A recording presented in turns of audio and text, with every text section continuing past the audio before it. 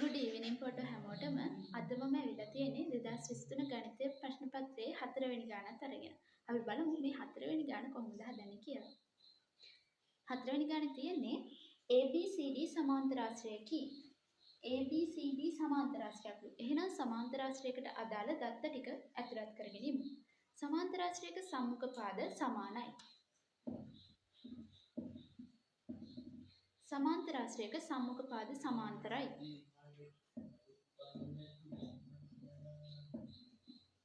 සමාන්තරාශ්‍රයක සම්මුඛ කෝණද සමානයි. මේකට මම කෝණවල අවශ්‍යතාවයක් නැති නිසා ඒක දාන්නේ නැහැ. මේක කියනවා DE සමාන්තරයි ACD. DE කියන කෙනා සමාන්තරයි ACD. ACD සමාන්තරයිද? දික්කල BC පාදයේ E මත පිහිටනවා. දික්කල BC පාදයේ E මත පිහිටනවා. ඒ කියන්නේ BCE කියන කට්ටියම එකම රේඛාවක එකම ලයින් එකක පිහිටනවා කියන එක. අහන්නේ රූපයේ දී ඇති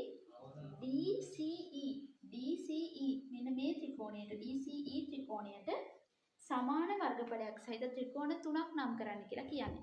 හරිම ලේසි මේ වැඩේ.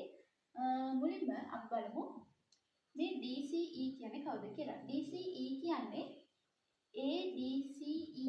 මෙන්න මේ ADCE කියන කෙනා. ADCE කියන කෙනා සමාන්තරාශ්‍රයකි. සමාන්තරාශ්‍රයක් වීමට හේතුව මොකක්ද? මෙන්න මේ AD කියන පාදයයි මෙන්න මේ CE කියන පාදයයි සමාන්තරයි. මේ AD BCE කියන රේඛාව දෙන්නම සමාන්තරයිනේ. ඒ නිසා මේ සම්මුඛ පාද යුගලයක් සමාන්තර වෙලා තිනවා. ඒට අමතරව DE ට සමාන්තරයි CE. එතකොට එයත් සම්මුඛ පාද යුගලයක්නේ. එතකොට මේ ADEC කියන සමාන්තරාශ්‍රය බවට ඔප්පු වෙන්නේ මේගොල්ලන්ගේ සම්මුඛ පාද සමාන්තර නිසා. හරි. එතකොට මේ සම්මුඛ පාද සමාන්තර නිසා සමාන්තරාශ්‍රයක් හැදුනා වගේම මේ විකර්ණය DC කියන විකර්ණය මගින් ADEC කියන සමාන්තරාශ්‍රයේ වර්ගඵලය හරියටම සමච්ඡේදනය වෙනවා.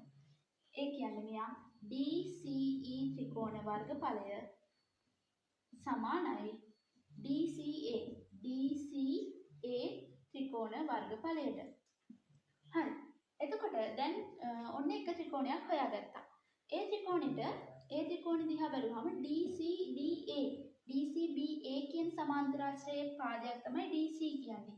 එහෙනම් DC වලින් මෙන්න මේ DC සමාන්තරයි AB මත ත්‍රිකෝණ දෙකක් හැදෙනවා.